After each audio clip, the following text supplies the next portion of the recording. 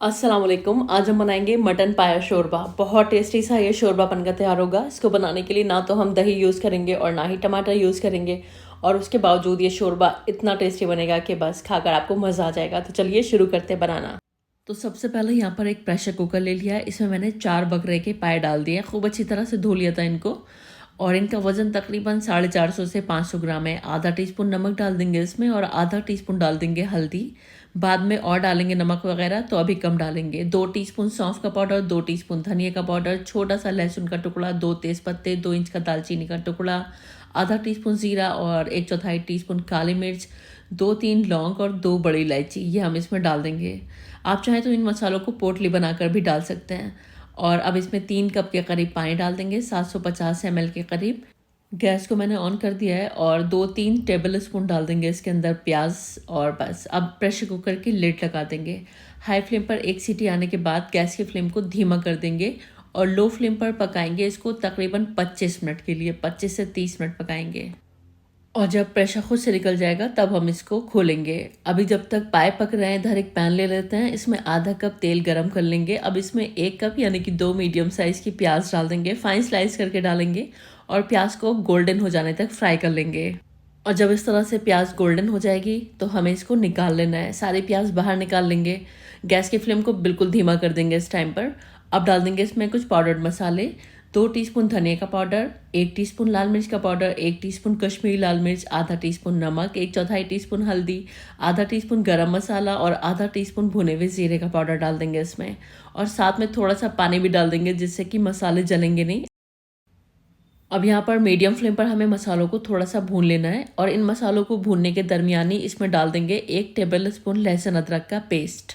अब यहाँ पर खूब अच्छी तरह से भून लेंगे मसाले। तब तक भून लेते हैं जब तक जो ऑयल है वो सरफेस पर नहीं आ जाता है और मसालों की कच्ची स्मेल ख़त्म नहीं हो जाती है। तो यहाँ पर आप देख सकते हैं मसाले खूब अच्छे से भून चुके हैं। मसाला में से तेल अलग होने लगा है।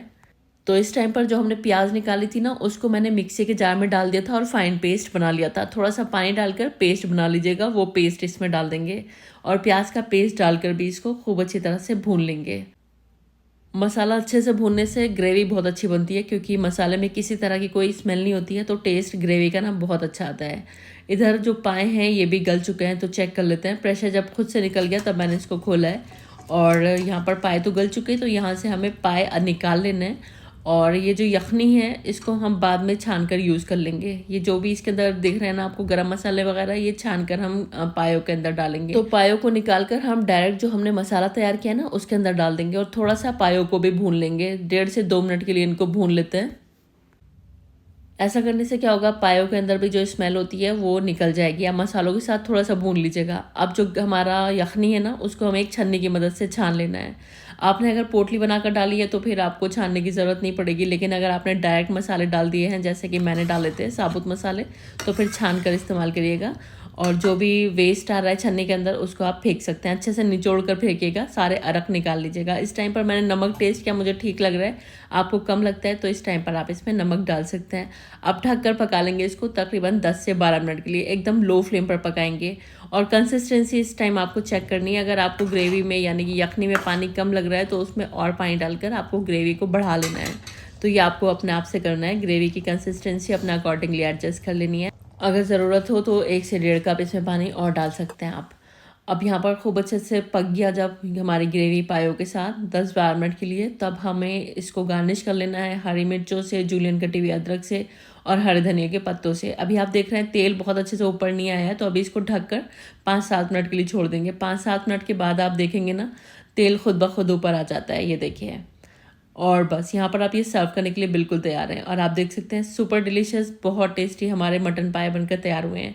इसमें हमने ना दही यूज़ किया है ना टमाटर यूज़ किए हैं, और उसके बावजूद जो टेस्ट है ना इसका बहुत मज़े का आता है। एक्चुअली असल टेस्ट ही तभी आता है जब हम इसमें टमाटर दही यूज़ नहीं करते हैं, लेकिन यूज़ किए जा सकते हैं अगर आप डालना चाहते हैं, उससे भी टेस्ट अच्छा ही आता है। तो चलिए, यहाँ पर हमारे बहुत मज़े के पाए बनकर तैयार हैं। अब हम इनको सर्व कर लेते हैं। आप इनको नान वगैरह के साथ सर्व करिए, नान, कुलचा, बटर नान वगैरह से बहुत टेस्टी लगते हैं।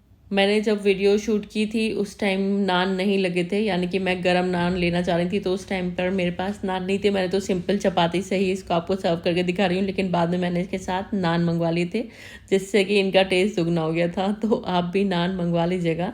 और नान के साथ इनको खाइएगा, मज़ा आ जाएगा आपको। या फिर जिस चीज़ से भी आप खाना चाहते हैं उसके साथ आप इसको सर्व कर सकते हैं। आई होप मटन पाया की आसान और बहुत मज़ेदार सी रेसिपी आपको पसंद आई होगी। ट्राई करके अपनी फीडबैक ज़रूर दीजिएगा। रेसिपी कैसी लगी प्लीज़ कमेंट बॉक्स में आकर ज़रूर बताइएगा, और फैमिली और फ्रेंड्स के साथ शेयर कर दीजिएगा इसको। Thanks for watching the video. अल्लाह हाफिज़।